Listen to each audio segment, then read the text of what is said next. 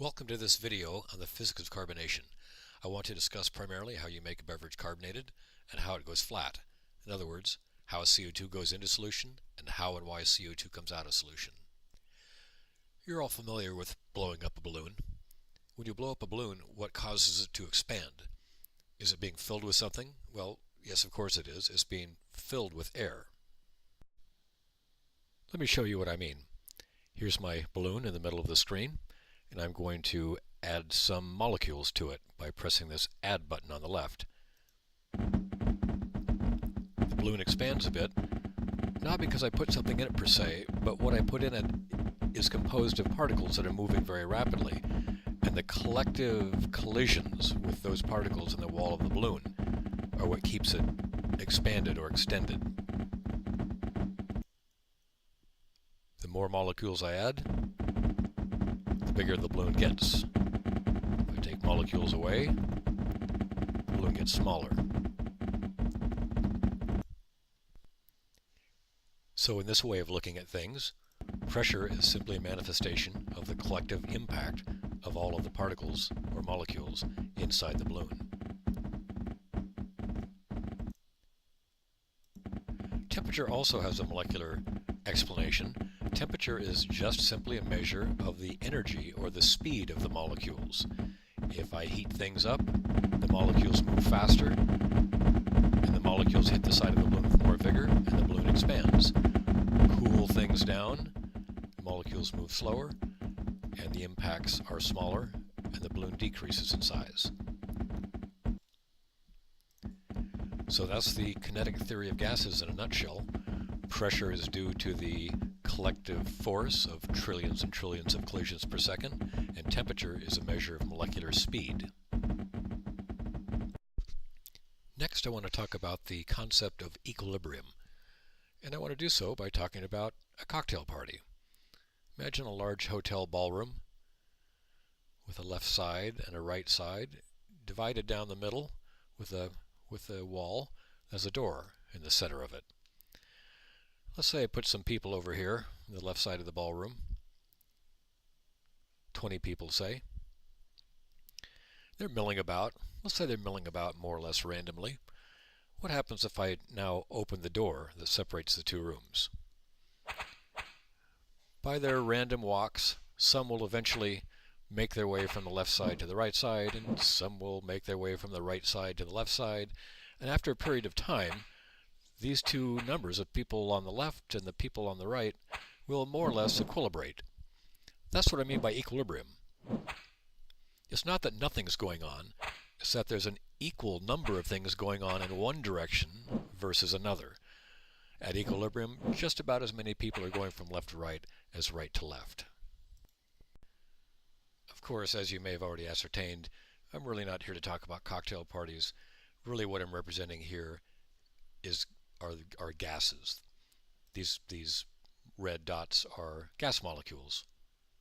And I'd like to ask the question now, if I wanted to keep, on average, 20 gas molecules on the left when I open the door, what could I do over here? Well, one thing I could do is add 20 red molecules over here, and now the system is already at equilibrium, so that when I open the door, the number of red on the left should stay about 20, and the number of red on the right should stay about 20. Let's see if that's true. And there's a little variation around the number 20, but that's basically true. They both stay at about this 50-50 split. Now let me ask a slightly different question. If I have my 20 molecules on the left, is it possible that I could keep them in equilibrium, that is, continue to have about 20 molecules on the left, if I add 20 molecules of a different type, blue molecules, on the right? Now what happens when I open the door? Well, watch the numbers. Start out with 20 red on the left and 20 blue on the right, and we open the door.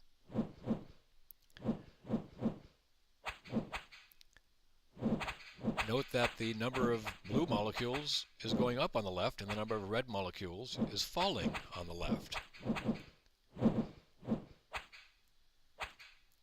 So the blue molecules, the existence of the blue molecules on the right didn't help keep the red molecules on the left. Why is that? It really has to do with how tiny molecules are. If the molecules in air were about the size of a tennis ball, their nearest neighbors would be like a mile away. So gas molecules don't interact with each other very often or very much. So the fact that there were blue molecules on the right when we started this demo is of really no consequence to keeping the red molecules on the left. They just simply don't interact very much. We can actually quantify this with a little experiment. I'm going to set a timer and add my 20 molecules on the on the left. And I'm going to watch this timer to see how long it takes to get to a 10-10 split in these 20 molecules. 10 on the left, 10 on the right. Open the door, the timer starts to go.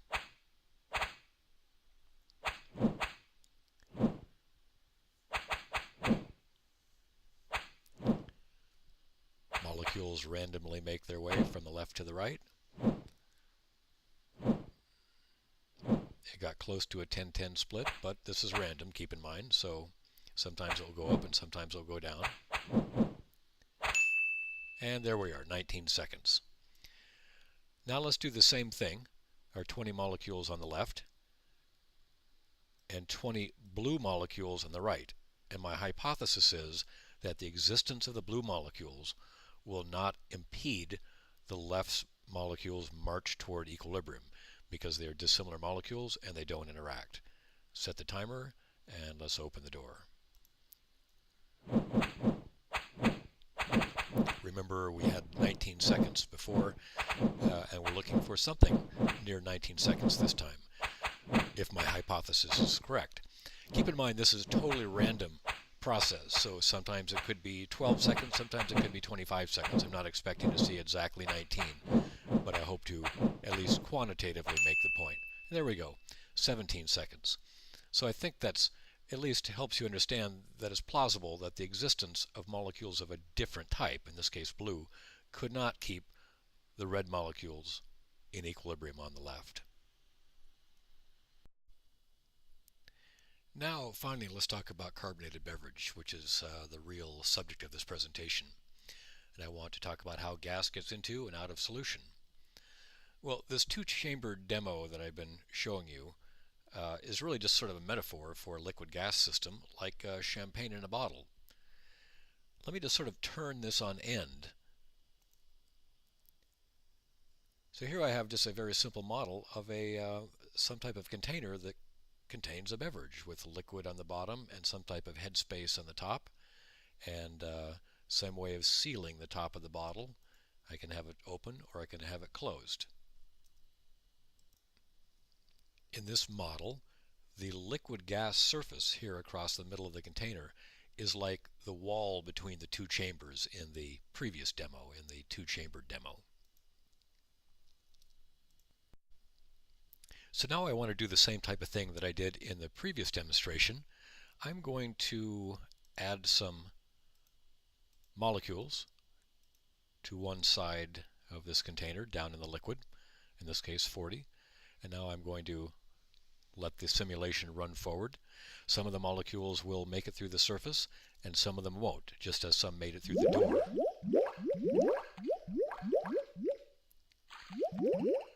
And in very short order, you see that this system comes to equilibrium.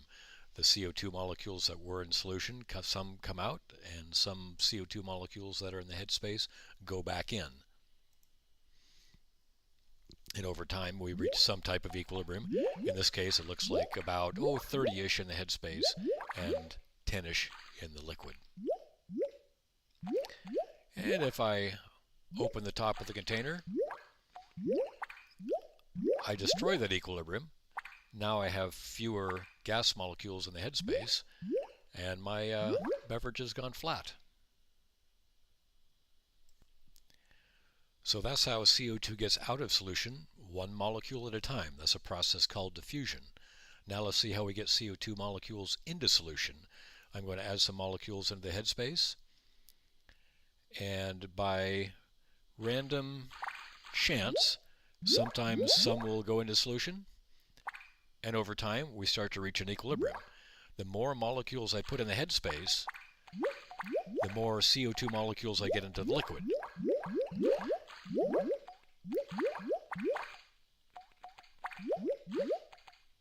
So the lesson here is that if you want to carbonate your beverage, you need to have a closed container and put lots of CO2 molecules in the headspace, i.e.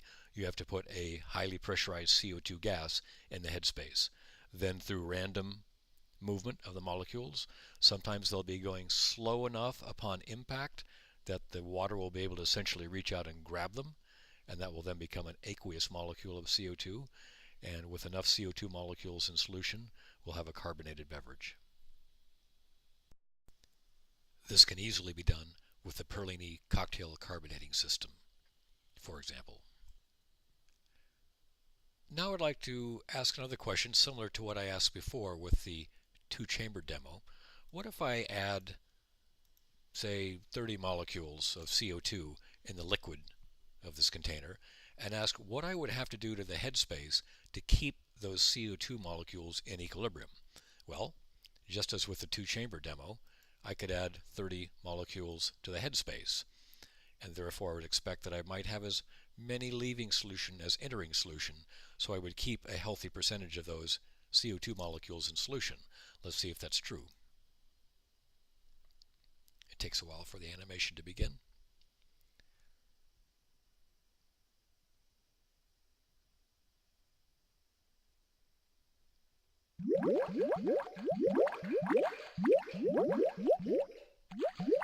And sure enough, that is borne out. I've got something like 30 molecules in the headspace and 30 molecules in the solution.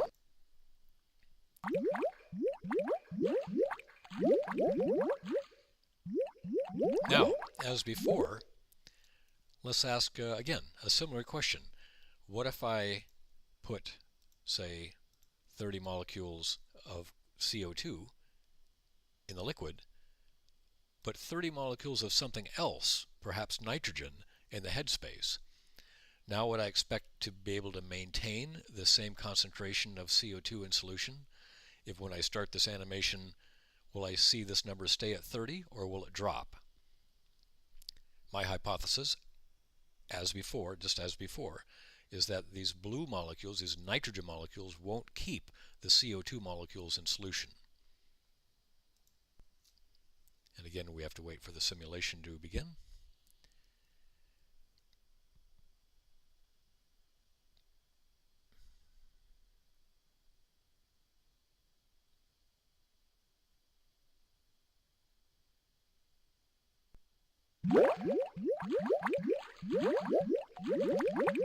And as you can see now, the number of red molecules, the CO2 molecules, is dropping precipitously, and the number of blue molecules is growing, in fact, in the liquid. So just as before, the existence of the nitrogen molecules, the blue molecules in the headspace, had no effect on keeping the red molecules in solution. This is in fact an expression of something called Dalton's law. I can't keep molecule A in solution in the liquid with a different molecule B in the headspace. If I want to keep molecule A in solution in the liquid, I need to have a high concentration of molecule A in the headspace. This is essentially the principle behind the Perlage-Champagne preservation system. There's a couple other important points I want to talk about here. First, what's one that's unique to CO2. CO2 has a unique property that when it dissolves in liquid, rather than just swimming around as individual CO2 molecules in solution, or aqueous CO2 molecules, CO2 also combines with water, which is what most beverages are composed of. CO2 combines with water to make carbonic acid, or H2CO3. I can demonstrate that here. These little compound shapes here with a red and a black stuck together, that's meant to represent a CO2 molecule attaching to a water molecule and forming H2CO3, or carbonic acid. Now this carbonic acid is important because it does two things. it gives CO2 a completely separate mechanism for becoming absorbed by the liquid. So you can see that there's some molecules running around as just individual CO2 molecules, but there's also these compounds of CO2 stuck to a water, or H2CO3. So there's more ways for CO2 to exist in solution than there are other gases. For example, if I do this with nitrogen, there's only one way for nitrogen to be in solution, and that's as individual nitrogen molecules. So therefore we don't get quite as much nitrogen in solution as we do with CO2, because CO2 has different modes of being in solution.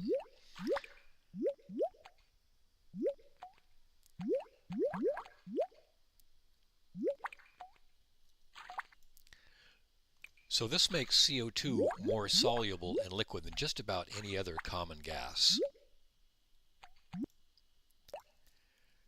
Carbonic acid also gives carbonated beverages a distinct tartness, because carbonic acid is a neutral flavored acid that doesn't really yield any flavor other than tartness.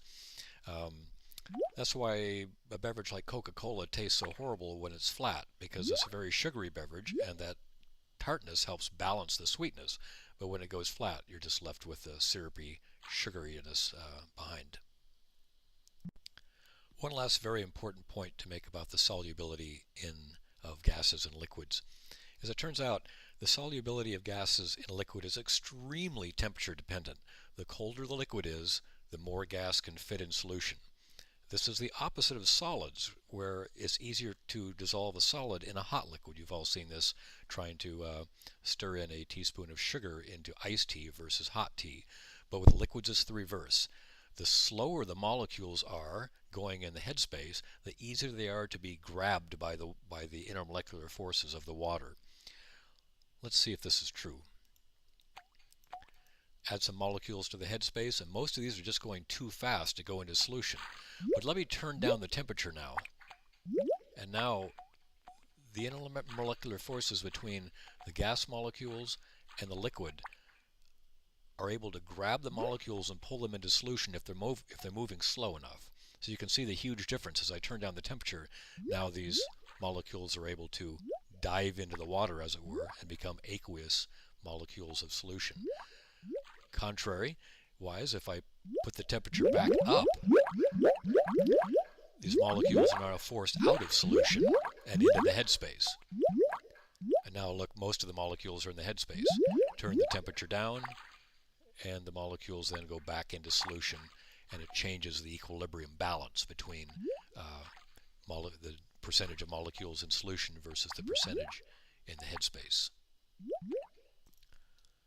With CO2, this temperature dependence is dramatic. The difference between the amount of CO2 that can dissolve in solution at room temperature, around say 72 degrees Fahrenheit, versus refrigerator temperatures around 5 or 10 degrees, or I'm sorry, 30, say about 40 degrees Fahrenheit, is a factor of 2.5. So in other words, 2.5 times as much CO2 can dissolve into cold water as room temperature water. And that's why carbonated beverages need to be cold. If you let them warm up with the top off the bottle or the can, they quickly go flat. So now we've seen how molecules get into and out of solution. It's one at a time. One molecule at a time going in, one molecule at a time coming out. This is a process called molecular diffusion. In my demos here, there's only 20 or 30 molecules. If this were, say, a bottle of champagne, there would be trillions of molecules. But there's another way that bubbles come out of a carbonated beverage that I'm sure you're familiar with. What other thing do you notice when you have a carbonated beverage that you've poured into a glass? That's right, bubbles. Here's a little model of a champagne flute with some champagne in it, or some other carbonated beverage. And there is one thing that's important to know about what happens when you put a liquid in a glass. You can never completely wet the sides of the glass. There are imperfections and debris or particulates that might be stuck to the side of the glass, and those imperfections in the wall of the glass make it impossible for the liquid to completely get everywhere as you're filling the glass. So here's as I fill this glass to the brim with liquid, because of the scratch in the bottom of the glass, there was one little tiny microscopic bubble of air that didn't get completely wetted by the liquid. This is completely inevitable. What the force that keeps this little bubble in place is something called surface tension. There's a skin over this bubble that's formed by the liquid-gas interface, much like the membrane of a balloon. And at these attachment points right here, that force is provided by something called surface tension, the same force that allows water bugs to skitter across the top of a pond. And that force is actually remarkably strong. So it holds that bubble there, even with all the agitation of the liquid filling the glass. Now, as I mentioned, this surface too is a liquid-gas interface. So if I were to add molecules of gas, let's say CO2, to this system, randomly, sometimes molecules are going to cross that liquid-gas interface and inflate the bubble to such a size that it is now so buoyant that it breaks away from the surface tension that was holding it down here. And now it begins to rise to the surface. And as it rises, it will continue to gather CO2 molecules from this liquid-gas interface by the process of diffusion, just as before. Let's keep the simulation running. And as you can see, the bubble will continue to rise and gain CO2 molecules and grow in size. But when the bubble broke away from the bottom, it left a piece of itself behind. And the process now starts all over again at this little seed bubble that it left behind. And it too grows until it's so buoyant that it breaks away because of the buoyant force overcomes the force of surface tension. And I add more molecules to the solution, and we see the same process continuing again, starting over and over and over. The bubbles always are formed from the seed bubble that's stuck in the imperfection in the glass. This is called a nucleation site. It's essentially a bubble nursery, if you will. This is why you will always see bubbles in a glass of champagne or beer coming from the same spot at the bottom or the side of the glass. That's because there is the location of a nucleation site, and it forms bubbles over and over and over again. You can't in fact have a bubble form in a carbonated beverage unless there's already another bubble at a nucleation site for it to form on.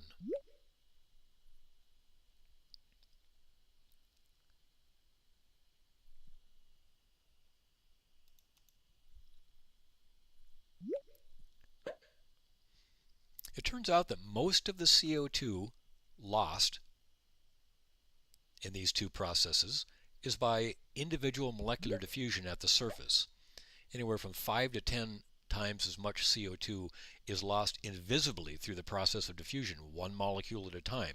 These macroscopic bubbles that you can actually see, and which are so delightful to see in a glass of champagne, actually contribute very little to the loss of carbonation in the beverage.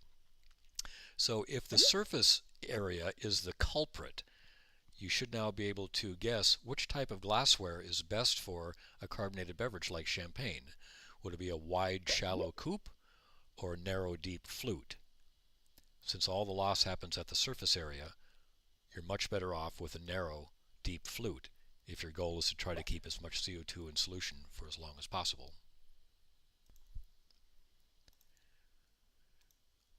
And there you have a very concise explanation or application of the kinetic theory of gases to the physics of carbonated beverages. It's actually much easier to understand what's going on from a microscopic perspective if you look at it at the molecular basis.